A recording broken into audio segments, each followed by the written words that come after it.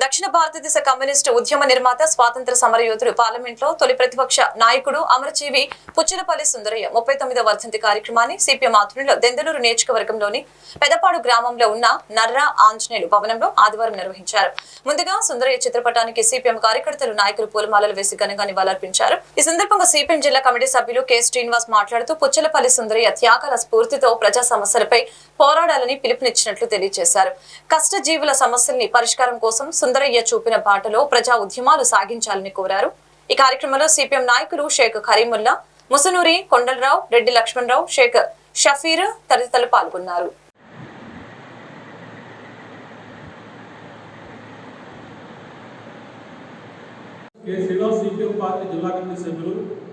ఈరోజు దక్షిణ భారత కమ్యూనిస్ట్ పార్టీ ఉద్యమ నిర్మాత, ఆదర్శ నేత కామ్రేడ్ పుచ్చలపల్లి సుందరయ్య గారి 39వ వర్ధంతి కార్యక్రమాన్ని ఈరోజు పెదపాడులో నర్రా ఆంజనేయ భవనంలో నిర్వహించడం జరిగింది.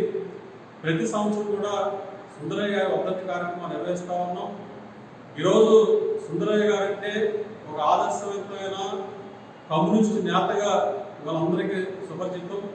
ఇవాళ ప్రతిపక్ష ఇతర బూర్జువా పార్టీకి సంబంధించిన నాయకులు కానీ అందరూ కూడా ఆదర్శవంతంగా తీసుకునే ఒక నాయకుడిగా ఈరోజు కూడా సుందరయ్య గారు ఉన్నారు.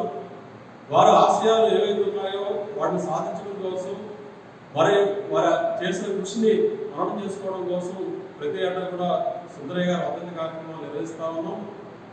పుచ్చలపల్లి సుందరయ్య గారు దక్షిణ భారతదేశంలో కమ్యూనిస్ట్ పార్టీ నిర్మాణం చేయడమే కాకుండా ఇవాళ అఖిల భారత ప్రధాన కార్యదర్శిగా, అట్లాగే ఆంధ్ర రాష్ట్ర కార్యదర్శిగా, అలాగే పార్లమెంట్లో ప్రతిపక్ష నాయకుడిగా, ఇక్కడ అసెంబ్లీలో ప్రతిపక్ష నాయకుడిగా కూడా, అంటే పార్టీ నాయకుడిగానే కాకుండా ఒక ఆదర్శవంతమైన ప్రజానాయకుడిగా కూడా సుందరయ్య గారు పనిచేసిన పరిస్థితి ఉన్నది.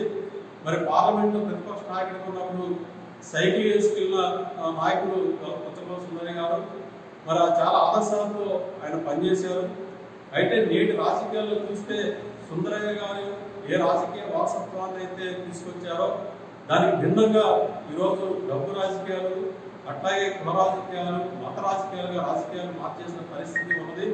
కాబట్టి ప్రజా సమస్యలు గాలి వదిలేసి ఇవాళ అధికారమే పరమావధిగా ఇవాళ పనిచేస్తూ ఉన్నారు. మరి ఇట్లాంటి పరిస్థితుల్లో ఇవాళ రైతాంగ సమస్యలు కానీ, వ్యవసాయ కార్మికుల సమస్యలు కానీ, కార్మికుల యొక్క సమస్యలు కానీ పరిష్కారం కాని పరిస్థితి ఉన్నది. మరి ఆ రోజు సుందరయ్య గారు ఏర్పాటు చేసిన సిపిఎం పార్టీ నేతృత్వంలోనే ఇవాళ ప్రజా సమస్యల మీద